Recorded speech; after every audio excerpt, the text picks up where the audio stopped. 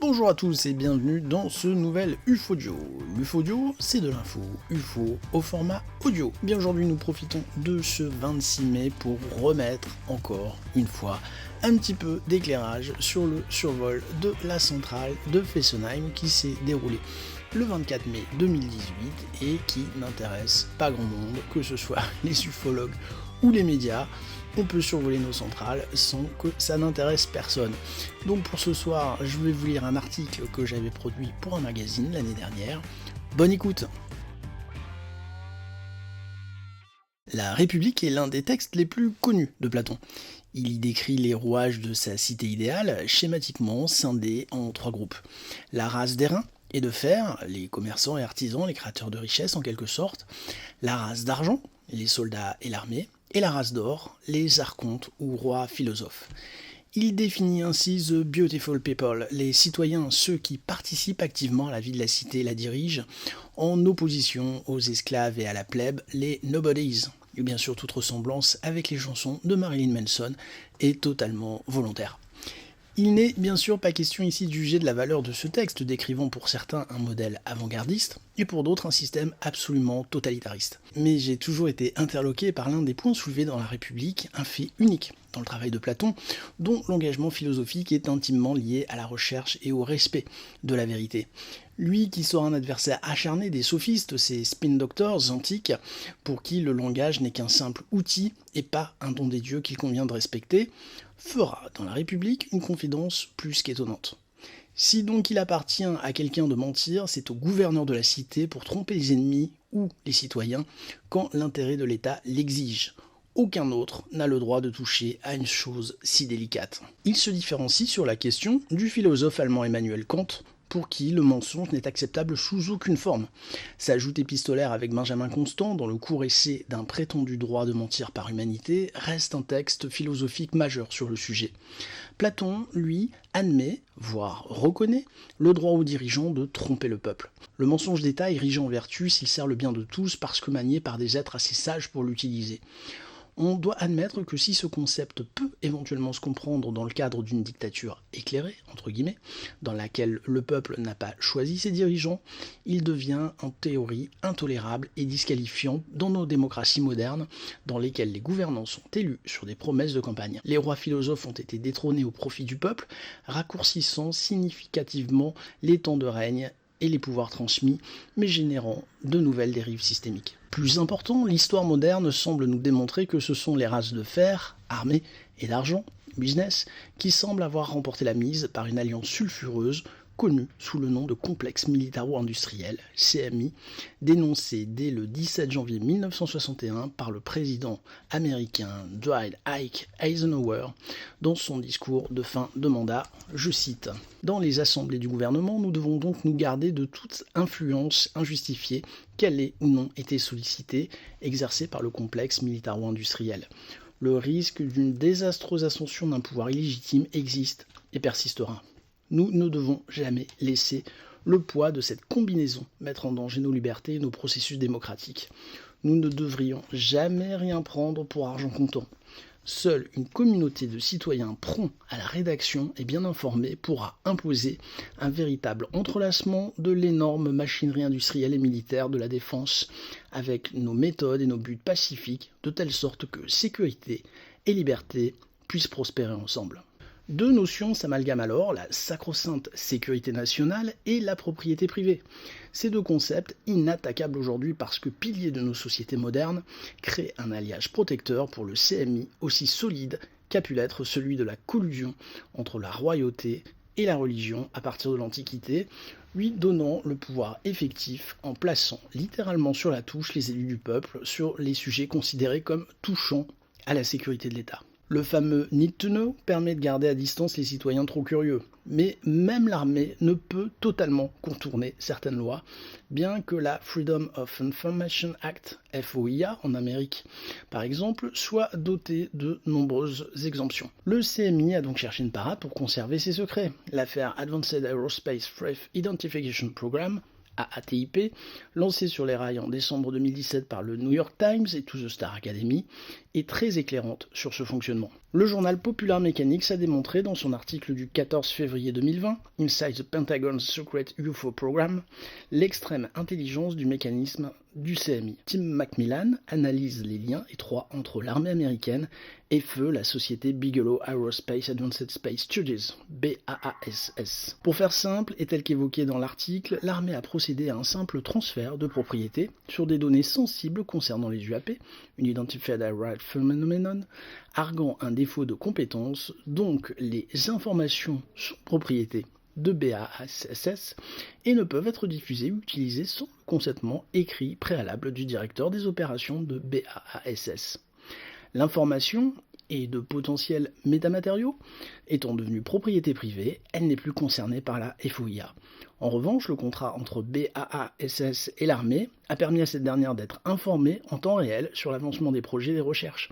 Et ça marche. On l'a encore vu en juillet 2019 avec la réponse du Department of Navy, DON, au député républicain Mark Walker suite à une demande de clarification de sa part sur l'affaire AATIP. On rappelle que Mark Walker siège à la Chambre des représentants des États-Unis. Il représente la Caroline du Nord, mais il est également membre du Committee of Homeland Security, comité de la sécurité intérieure. Il est donc un interlocuteur légitime sur la question des risques potentiels liés aux UAP pour la sécurité nationale.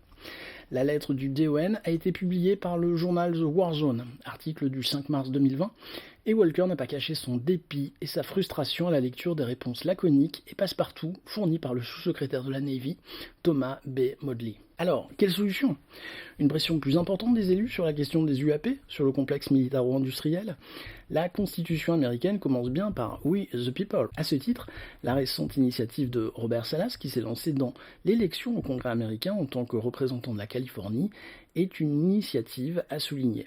Même si le 5 mars, Salas annonçait sa défaite au premier tour, il s'agit ici d'un exemple d'engagement politique à suivre et on peut imaginer les dossiers UFOs que Salas aurait pu mettre sur le devant de la scène. Robert Salas se fait connaître du grand public en apparaissant sur la chaîne d'information américaine CNN le 27 septembre 2010 lors de la diffusion directe de la conférence du National Press Club. Salas, accompagné d'autres officiers à la retraite, va y témoigner de son expérience vécue le 25 mars 1967 sur la base de Malmstrom dans le Montana, alors qu'il y était officier lanceur, c'est-à-dire responsable de la surveillance, de la manipulation et d'un tir éventuel de missiles nucléaires. Il indiquera qu'un ovni, observé par des gardes à la surface, Salas, lui, se trouve à plusieurs dizaines de mètres sous terre dans le poste de tir, a purement et simplement déconnecté les systèmes électriques et électroniques des 10 missiles nucléaires du site de lancement Oscar. Un sérieux avertissement gardé secret par l'armée pendant plusieurs décennies.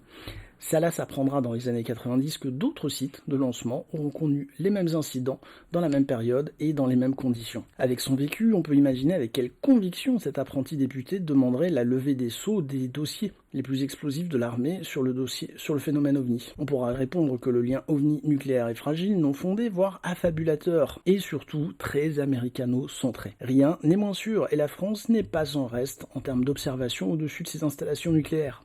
Le plateau d'Albion a, du temps de son exploitation militaire, suscité une attention toute particulière des ufologues et surtout du plus médiatique d'entre eux à l'époque, l'écrivain et chercheur Jimmy Guieu. L'affaire commence par le montage de l'opération Rapa Nui, que Guieu va détailler dans son ouvrage Le monde étrange décontacté. Le 4 avril 1985, un courrier est transmis à Charles Hernu, ministre de la Défense. Le constat établi par l'Institut mondial des sciences avancées, IMSA, dont Guieu est le président, est simple.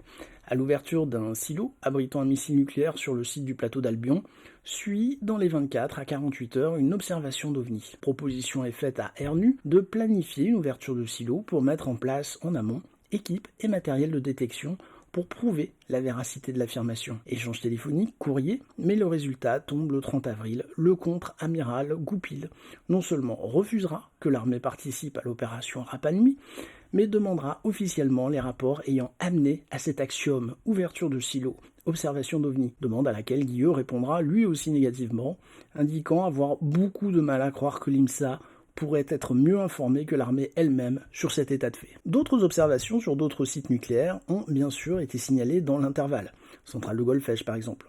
Certaines ne méritent pas d'attention particulière, mais il convient de revenir sur une vague qui n'a toujours pas été résolue, les drovnis de fin 2014 à début 2015, un terme créé par l'ingénieur Claude Lavatte pour ironiser sur l'explication immédiate officielle apportée aux médias des drones aux pilotes non identifiés. Thibaut Canuti, dans son ouvrage Histoire de l'ufologie française, le temps des officiels, va transmettre ses recherches sur cette étrange vague. De nombreux sites vont être survolés pendant cette période, avec un point culminant se situant dans la semaine du 13 au 20 octobre 2014, avec des survols apparemment coordonnés sur 6 sites simultanément. Les médias mainstream vont s'emparer de l'affaire, mettant les officiels dans une situation délicate. Au-delà de la presse écrite, des médias télévisés se saisiront du dossier, comme C'est dans l'air, avec une émission le 31 octobre, au titre évocateur « Les drones sont parmi nous ». Le GEPAN, non sollicité et apparemment peu désireux d'être mêlé à l'enquête, ne cherchera pas à apporter son expertise ou son soutien logistique. Déclaration de Xavier Passot, directeur de la structure pendant la période de survol. Même Greenpeace alarmera les autorités et les médias en indiquant que l'association, prompte à faire des actions coup de poing sur les sites nucléaires, n'a rien à voir avec ces survols inquiétants. Yannick Rousselet, chargé de communication sur le nucléaire pour Greenpeace, le confirmera au micro d'Europe 1. Le survol de la base des sous-marins d'Île Longue, dans la rade de Brest, dans la nuit du 26 au 27 janvier 2015, obligera le préfet maritime de l'Atlantique, Emmanuel de Oliveira, à prendre la parole.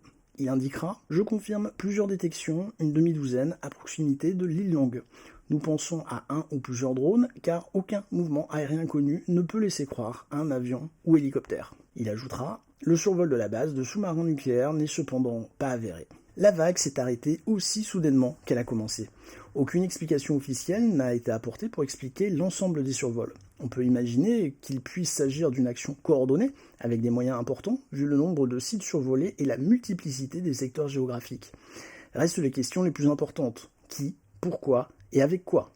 Parce que non, la thèse des drones n'a pas été prouvée, la nature des objets ayant survolé les centrales et d'autres sites n'a pas été clairement définie. En tout cas, pas officiellement. Pour preuve, le 21 janvier 2015, Pascal Pesani, directeur de la centrale nucléaire du Blayais, alors en conférence de présentation des résultats 2014 du site, sera interrogé par un élu sur le survol des centrales. Il répondra « Ici, on n'a pas vu de drone, on a vu un ovni et il n'y a eu aucun impact sur la sûreté de nos sites. Notre position est claire, lorsqu'il y a un survol du site, nous portons plainte et nous communiquons. » Ces propos ont été repris dans le journal Sud-Ouest.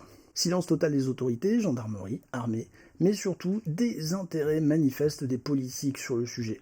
On aurait pu s'attendre à une prise en main énergique du dossier par quelques députés ou sénateurs, toute idéologie confondue, opposition en tête. À part un silence assourdissant, nous n'avons rien entendu.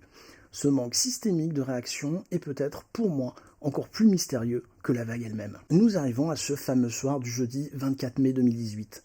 Rappel des faits, peu avant 23h, un aéronef vole de façon illégale dans le périmètre aérien de la centrale nucléaire de Fessenheim et est repéré par les gendarmes du peloton spécialisé de la protection de la gendarmerie, PSPG. La description faite du phénomène par un témoin anonyme, de manière non officielle et non autorisée, a été relayée par le site Nurea TV. Durant presque 2 heures, de 22h40 à minuit passé, des civils et personnels militaires, 7 ou 8 personnes en tout, ont été les spectateurs de ce qu'il convient d'appeler une véritable escadrille d'ovnis. En effet, ceux-ci auraient été les témoins d'un survol de la centrale par pas moins d'une quinzaine d'aéronefs de taille, forme et couleurs diverses. Certains de ces objets étaient de forme triangulaire et de couleur noire, ou rond, de couleur orange, lorsque d'autres présentaient une structure en losange. 2 de ces engins ont notamment pu être observés de très près, à une distance d'environ 50 mètres, lors de leur survol à très basse altitude du bâtiment réacteur de la centrale. Leur vitesse de déplacement a été décrite comme étant très lente et, comme souvent dans pareille description, notre témoin relate un déplacement totalement silencieux. La taille du plus imposant des ovnis qui composait cette armada de forme triangulaire et observée à une distance d'une centaine de mètres a été évaluée par les témoins en environ 20 mètres de longueur. Il est à noter qu'à l'époque, la structure dont je suis président n'a pu directement échanger avec aucun des témoins présumés. Nous n'avons donc pas relayé le témoignage, ne pouvant le corroborer de façon formelle ou même le sourcer. La description de Nurea TV correspond cependant aux informations qui nous ont été fournies en seconde main 24 heures après l'observation. Nous entrerons en relation dès le samedi matin avec la gendarmerie de Fessenheim qui, bien qu'informée d'un incident, ne peut nous donner d'informations complémentaires. Le personnel nous envoie sur la gendarmerie de Colmar qui indique ne pas en savoir plus. On nous propose de nous rappeler, à aujourd'hui, nous attendons toujours. Nous contacterons dans la même matinée les journaux locaux DNA et l'Alsace pour relayer l'appel à témoins, en évoquant avec les journalistes un survol anormal de la centrale, sans donner plus de détails. Jean-Claude Bourret contacte également les rédactions, et malgré sa demande de garder l'origine de sa source, un gendarme de la PSPG en off, le journaliste écrira bien un article, au ton plus que sarcastique, sans respecter la consigne, rendant très probablement la position du lanceur d'alerte intenable auprès de sa hiérarchie. L'article évoque également un tweet d'André Hatz, président de l'association Stop Fessenheim, partageant une note de service signée par Mathieu Winkenmuller, astreint de direction PCD1, qui confirme de façon claire et précise qu'un survol a bien eu lieu et a été déclaré par le PSPG. Il faut savoir que dans le cadre d'incidents dans la centrale nucléaire, la centrale a l'obligation de transmettre les informations à la préfecture, mais également à un certain nombre d'institutions et d'associations désignées, dont, dans le cas qui nous concerne, Stop Fessenheim. Autre point, ces mémos n'ont pas vocation à être rendus publics, mais dans la mesure où un destinataire pense l'information importante, il a la liberté de le transmettre au grand public sous la forme qui lui convient. André Hatz a estimé l'incident de taille, ce n'est pas le premier survol dont il a été informé, et a informé la rédaction de DNA. André Hatz, que nous avons contacté, nous confirmera les interdictions de survoler un site nucléaire à moins de 5 km et à moins de 1000 mètres d'altitude. Ce qui, dans le cas de Fessenheim, est un non-sens puisque, côté allemand, un aérodrome se trouve à 3 km. Il nous a également confirmé les 2 autres incidents ayant eu lieu dans la centrale sur cette même semaine, arrêt du réacteur 2 lié à une carte électronique en milieu de semaine et début d'incendie sans incidence sur la production de la centrale, tôt le samedi matin. Sur notre demande, le service communication EDF nous informera le 25 juin 2018 que la surveillance du site a dès lors été renforcée et la direction de la centrale a porté plainte le 25 mai. Nous ne pouvons malheureusement pas vous renseigner davantage sur l'avancée ou les conclusions de l'enquête, cette dernière, tout comme la protection du site contre des actes de malveillance appartenant au champ de contrôle de la préfecture et de la défense. Dans l'intervalle, malgré nos relances régulières, plus aucune information ne nous a été transmise par quelque service que ce soit. À la différence de la vague des Drovny de 2014-2015, ce survol n'a pas intéressé les médias. Nous avons pourtant un document officiel qui certifie la véracité du viol de l'espace aérien de la centrale nucléaire. Les termes du mémo de la préfecture sont bien choisis et ne nous permettent pas d'exclure la possibilité d'un avion. Bien qu'ayant procédé aux vérifications sur Flight Radar 24, logiciel de suivi de vol des avions, il n'est pas exclu qu'un petit appareil soit passé sans allumer son transpondeur. Cela contredirait bien sûr le témoignage initial, mais une forme de désinformation mise en place pour créer un écran de fumée et étouffer un dysfonctionnement est une thèse qui reste dans le champ des possibles, parce qu'il reste une information qui peut avoir son importance. Cette soirée du 24 mai, Emmanuel Macron, président de la République, était en déplacement en Russie. Peut-on imaginer une démonstration de force de l'armée de Vladimir Poutine, avec un survol de la centrale par une technologie militaire extrêmement avancée? Le plus choquant dans cette histoire reste non pas le mensonge, qui, d'un point de vue platonicien, se justifierait par la raison d'État, puisqu'il n'y a pas mensonge, mais un silence total des autorités sur le sujet. Le contrat sociétal passé entre le peuple et la défense n'est pas respecté. Le pouvoir donné à l'armée est de protéger le peuple, pas de lui cacher la vérité. On pourrait aussi y voir un aveu d'impuissance face à un phénomène incontrôlable. Personne n'aime perdre le contrôle, la grande muette encore moins. Le dossier n'est pas clos pour la structure dont je suis président. Il serait temps que les médias se mettent, eux, à l'ouvrir et à jouer pleinement leur rôle. Sans parler des politiques, représentants du peuple, qui a le droit de savoir. Ce silence crée du métal dont on fait les soucoupes.